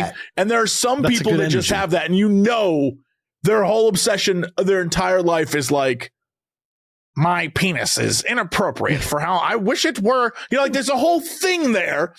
And this guy, because ladies, I know sometimes like as a jab, women will hit dudes with like a dick joke or whatever, but I cannot stress this enough. There's a sizable portion of the male population that will think about that and obsess over that and become like deranged because you broke their manhood. And that's that thing where like, that's like the mental pitfall trap too, of just like falling into hearing a joke and it making you upset and still blaming them without realizing it's internally an issue with you. And why is this joke making you mad? But I mean, like, or whatever? This guy's when he's young, he clearly has some sort of impotence issue that we don't really know what exactly it is, but some sort of impotent issue. And then he is diagnosed and it comes up again and again and again. But it seems like everything he's doing is literally running from that initial diagnosis. When he has sexual things after they're dead or whatever, like that's a whole. Hasn't happened yet, but we're getting there. You mentioned that, like the idea of you can't mock my penis if you can't talk at all. Like that's that kind of shit. Like I'm convinced this is just this guy could not get over his dick. And And this was absolutely happening. was part of it. and his blood. Like he thought he was getting powdered up, dude. He did think he was getting He was- powdered And up. he I think trying that to- is, I think if you go back to it, how do dicks get hard? That's blood in there. And if his blood's powder, he can't have a hard dick. Right? That's right. true. You're just I'm gonna have telling to you, have it's like all a, connected. This man just was like obsessed And with his the- penis. And the unlocked door thing, it lets him reshift it and put culpability on the people who were inviting him in. They shouldn't have invited him in, right? Like it's all taking internal issues and putting it on everybody else, Yes. and that it's not him. kind of messed up, kind of weird. But this was his hunting strategy from this point on, checking doors, all that stuff. And if it was locked, that just means he moved on. And this kind of codified for him. This was it. This is how he would do it. Long, aimless walks through Sacramento suburbs became stalks.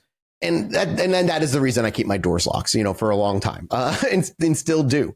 For days, then weeks, this ritual yielded nothing but the quiet, door locks and opening. Each one, his psychosis commanded him. Each barrier, his psychosis told him to respect. Each locked door reinforced the message that, you're not welcome here. But weeks went on, and he'd keep trying, and he would find the ones with the normal families, had eating dinner and watching television, they're putting their kids to bed. Then those would be the ones where a lot of the houses were almost always locked. He says he would be walking, he'd see those and know almost always they would be locked. But still, Chase was nothing if not persistent.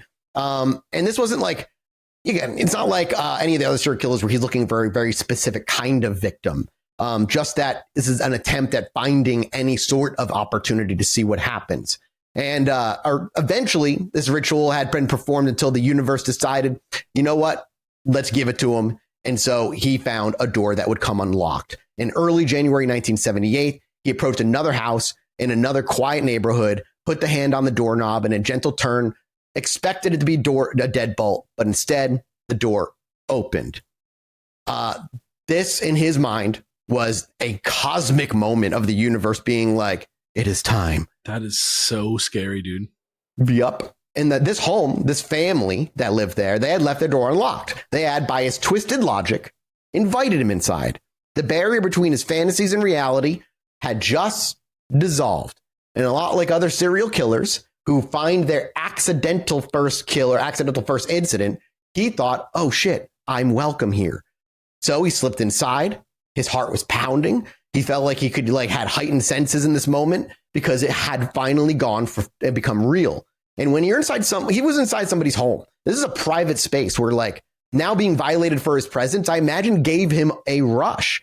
So he began moving through the quiet rooms, taking it all in. The furniture he'd sit on, the family photos on the walls. He looked at them, all evidence just of ordinary lives being lived. Everything that he in a weird way kind of had been denied. And in another strange way, had slowly become to hate. The house, though, was empty. There was not a confrontation. There was no victim to act upon. The family just was not home. And for a moment, the absence of targets might have felt like a failure, I think, to him. But the urge to leave his mark quickly took hold. So he could still kind of in his way assert dominance over this space and leave something for the family to discover that showed them that they would live with that feeling of them not being safe. And in his own mind, I think, defile a sacred normalcy that he never had. And so he'd explored a little deeper into the home, and then he found where he was going to leave his mark, the nursery. This was just decorated to a baby, looking very innocent. I don't know what 1970s nurseries really looked like all that well. They were probably I imagine still soft colors, right? I imagine. I think it was pretty much if you drew one in preschool, it's probably pretty much exactly what it would look like. Yeah. Well, I would call this place in this home, I would say one of the more cherished spaces in any home, right? New baby. It's very, very sanctified in a weird way. And this is exactly what he fucking wanted. A place where he knew he was uninvited. He wasn't supposed to be here. So what he did next was deliberate. He moved to the crib and the small bed, obviously the small bed where the infant would sleep, and completely unaware, there was nobody in the room. And in that tiny little bed, he shit. Of all the things that I thought he was going to do, that's probably the least offensive. I'm like a little bit relieved, weirdly. Yeah, I'm like, all right, okay. Sure, I can. All right. Yeah, all right. Yeah, well, you imagine he was like gonna like bleed everywhere. I don't know. I don't know what I cat. thought. I don't know what I thought. Yeah. No, I just squatted over the crib and shit in it. All over the clean baby sheets, and particularly I mean, that is a violation. Like, if I came home and saw that, I'd be pissed. Very symbolic, of violating it. This shows to me there is more to this than just vampiric urge, right? Like, if he's just there looking for blood, why are you shitting in the baby bed? That has nothing to do with that. This was his way of being like, your safety is nothing, your family is nothing, I'm dominant in this space no matter what. Almost kind of like marking it like a weird wild animals territory, I guess. But whatever the case, like, this was a kind of a message that he violated their sanctuary. And when he finished, he just left. But his luck kind of was about to be tested because the family returned home while Chase was still in the vicinity. He was somewhere maybe in like the backyard. We don't know exactly where he was, but they saw him. The family saw him. They described as a strange man skulking around their property. And as soon as they met, like they saw each other, he took off. They didn't get a very, very good look at him. They immediately panicked. One of them, the husband, gave chase while the wife went inside, demanding to know who he was. They pursued him through a couple of the nearby yards, past a few other homes. They were shouting at them, so people were hearing all this. But Chase ran, and adrenaline was just pumping through his system. His veins were working rather well in this moment, and he was just putting foot to pavement. After he kept running, eventually the screaming stopped, and he realized that he lost him, and he had gotten away. He had made it back to his car, got in and started it up, just turned a corner and just fucking took off. The family didn't know who it was. They never got a good look at him, and they didn't realize who it was until later on. They went back to their home, obviously discovered everything that he had done. The police were called, a report was filed, but without clear identification, without a license plate number, any sort of evidence that point to who. There was like nothing they could do. They filed the report, but that was kind of the end of it. It was filed away as a bizarre little burglary incident. And that was that. A little burglary incident. A little burglaration. But the little burglarization. This was a near disaster for Chase, though. Like, he almost fucking got caught right away. And I think, most normal burglars, I imagine there's a sense of like a little fear, but for being chased after being caught. But for Richard Chase, no, it didn't really affect him. He saw it as like a little bit of maybe a warning to be more careful. But for the most part, this filtered through his mind as an experience through an entirely different lens that we can't even really understand, because he had successfully invaded their home, got away from the cops. To him, getting away from the law enforcement was proof that this was supposed to happen. Because if it wasn't, the universe would have... He would have went down? He would have went down. He would have gotten caught. But for him, the lesson was just like, I can do this. Doesn't matter. As long as I get away, it's what I'm supposed to be doing. That is such a dumb philosophy. Yeah, no shit. It didn't make fear at all. It was literally just, it didn't instill any caution in this man whatsoever. And he just fucking kept doing it. Kind of like a dry run in a weird way of like upping it. Again, you see the serial killer patterns of like intensifying his actions slowly but surely. And he loved the taste of violating somebody's privacy. This dry run was also kind of like a weird final exam that he was now ready to enact violence on others. The hunt to begin for a home where the door was unlocked, but the people were home. In the same period, again, just to reiterate, he was continuing to deteriorate physically, getting more and more gaunt, and his mental state was just out of control in a land of complete unknowables. And that's when he had a chance encounter in one of the more chilling pieces of the investigative stuff that I read, where that happened in at the town and country village of the area the shopping center he was in. Basically just an ordinary shopping mall.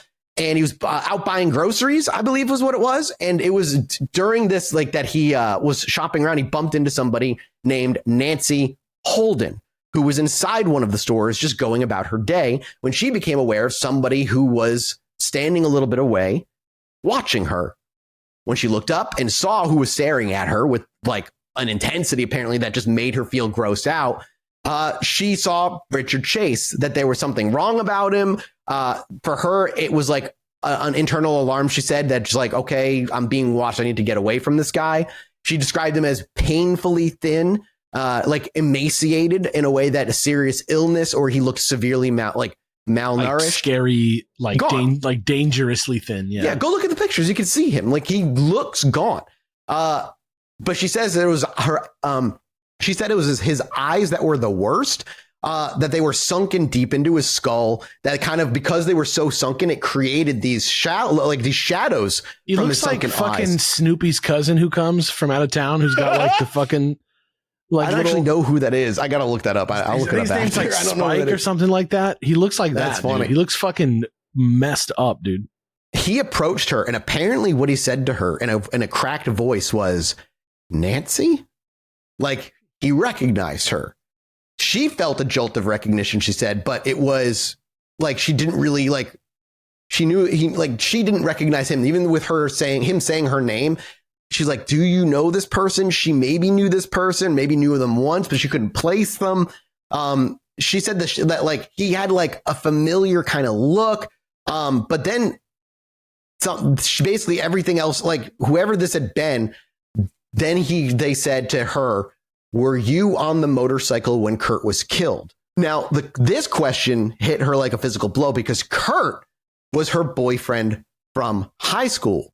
The boy who had apparently about a decade ago died in a motorcycle accident during that time, back when she and this man who she didn't know was, had gotten to an accident, and she was dating him, and he knew them both. He recognized her from high school, bumped into her, but she didn't recognize him. I'm sorry, I'm kind of like messing up. I feel like I'm making this muddied. Chase recognized her in a store. She felt like she recognized him. And he hit her with the information from the past. And he like knew, yeah.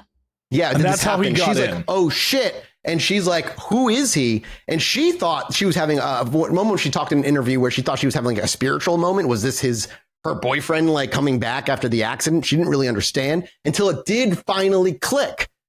She was like, oh shit, this is Richard Chase. This guy with the hollow eyes, this is someone that she'd known when they were both young, and she knew him when he was a little healthier, if not a little weird. And now when she recognized him, she was kind of horrified at like how far he had gone. Yeah. Yeah. Like who this person was.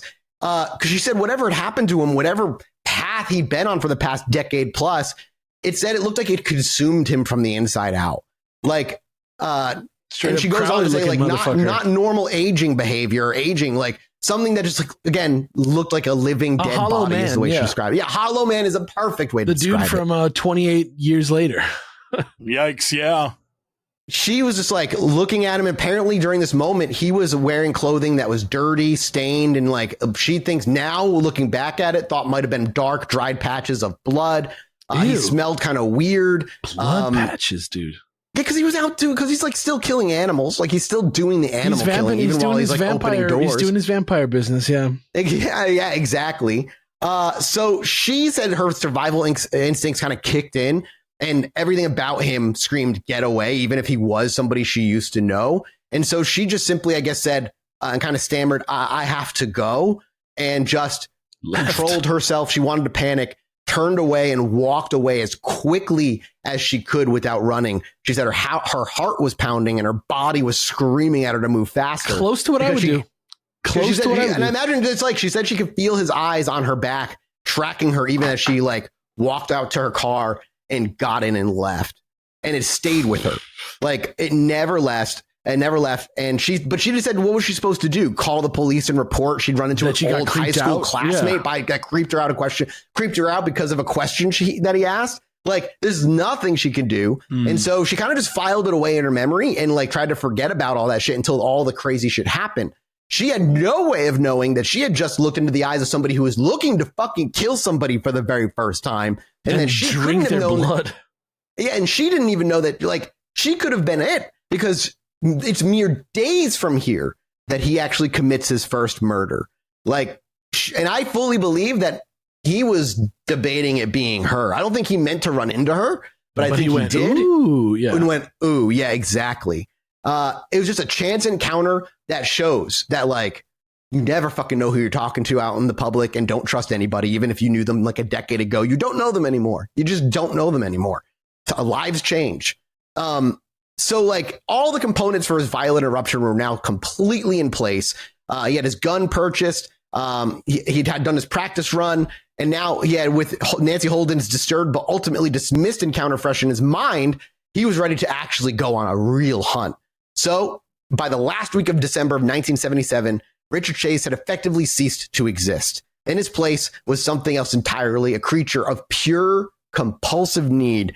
All the years of psychological fragmentation, all the years of bizarre delusions fed by his mother, the years of on and off medication, ignored potentials to be saved, and violent rehearsals with animals, all are coalescing into a single, terrifyingly focused purpose that would run his life for a month before he got caught. And he was about to go ham on it as the vampire of Sacramento. Sacramento vampire. The Sacramento. It's supposed to be a drop, and I fuck it up. Just you know what? What was that guy's name again? Drop it. The vampire of Sacramento. Whoa. Thank you. Just to your magic, there. And when we return next week, we'll dive into the month-long killing spree with his first victim being Ambrose Griffin, who, by all accounts, was just an engineer who did not know him. And we will finish the story of Richard Chase, the vampire of Sacramento, next time. This feels like if somebody wrote like a modern day origin story for like where vampires came from. Like this sounds like a guy who like forced himself to become an actual vampire, and then like I don't know where the story's going from here, but it's really fucked up. It's like Dracula Origins 1970s version. Yeah, kind of. Yeah, unfortunately, we're moving into the violent phase where less psychosis is like learned about, and the psychosis is just like in the pilot seat. Yeah, I mean, still fucking crazy as shit, right? Yeah, man, it's nuts. And again, the amount of times that he could have been intervened on and wasn't, and like his mom, I can't believe his mom weaned him off the meds, like all that shit. It's just crazy. Yeah, it's nuts. So thank you guys. We got in there. Thank you guys. I hope this is an appropriate spooky serial killer for the spooky season. We're off to go to a mini-sode at patreon.com/ChilluminatiPod, where Alex, once again, what are you going to be talking about? Nut Maxers obsessed with shooting the biggest loads. We'll see you there. Join us Thank you so much for we love you. Goodbye. Bye. Anyway, me and my wife were sitting outside indulging on our porch one night, enjoying ourselves. I needed to go to the bathroom, so I stepped back inside, and after a few moments, I hear my wife go, "Holy shit, get out here." So I quickly dash back outside, and she's looking up at the sky in awe. I look up too, and there's a perfect line of dozen lights traveling across the sky.